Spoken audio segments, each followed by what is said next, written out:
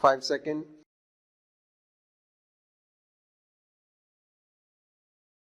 Start.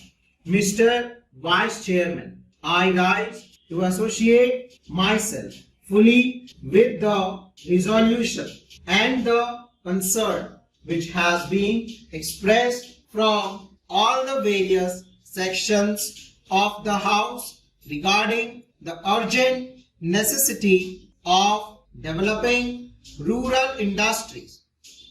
As time passes by, we are reaching a situation in our rural areas where something desperate needs to be done immediately if we want to press the social stability of our country and also to see that full use is made of the time and talent of the people in the rural areas which go waste today, as has been pointed out in the resolution.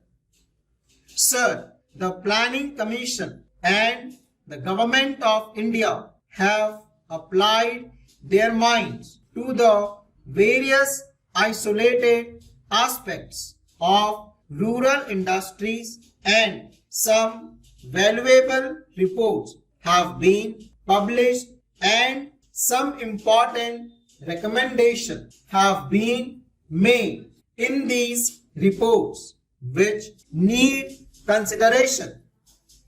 But unfortunately, there is no high-level decision regarding the various issues which face the country as far as the problem of rural industrialization is concerned.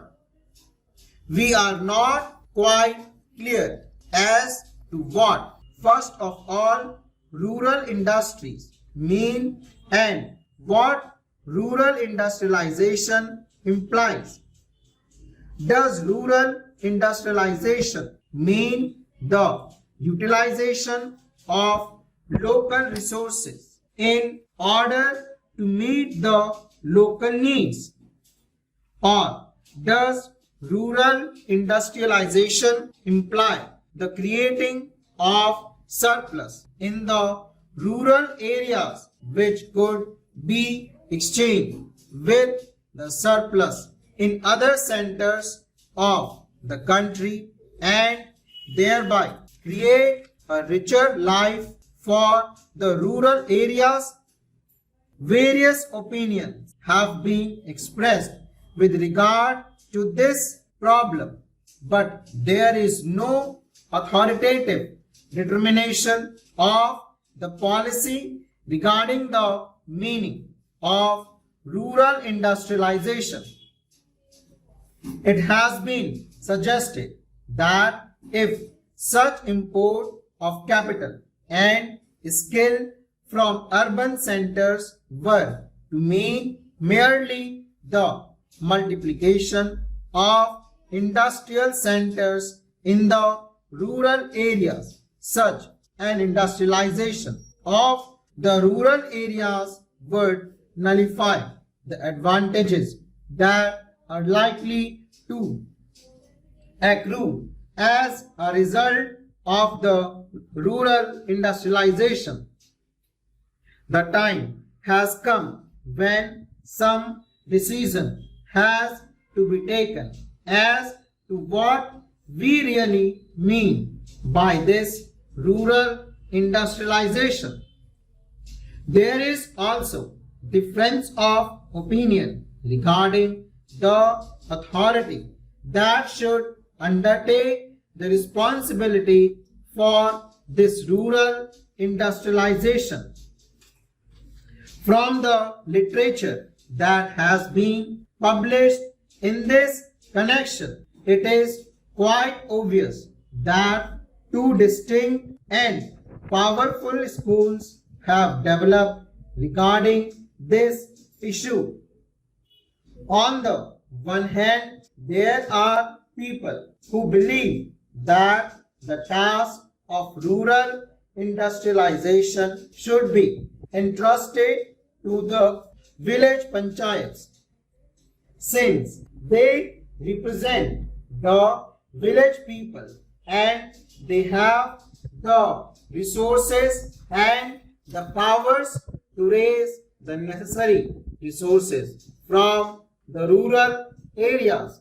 The panchayat, it is felt, are the competent authorities to deal with the problem of rural industrialization. Equally strongly, it has been argued by others that cooperatives are the right answer to the question as to which should be the authority that should deal with rural industrialization. I may also mention that there is a third school which believes that the import of private capital and private skill into the work of rural industrial development is the real answer to the problem which we face in the matter of rural industrialization. Here again, some authoritative determination of the policy has become necessary, because in the absence of such a policy, ad hoc decisions are taken which sometimes cancel each other, and therefore the rapid progress which we hope and wish for in rural industrialization becomes impossible.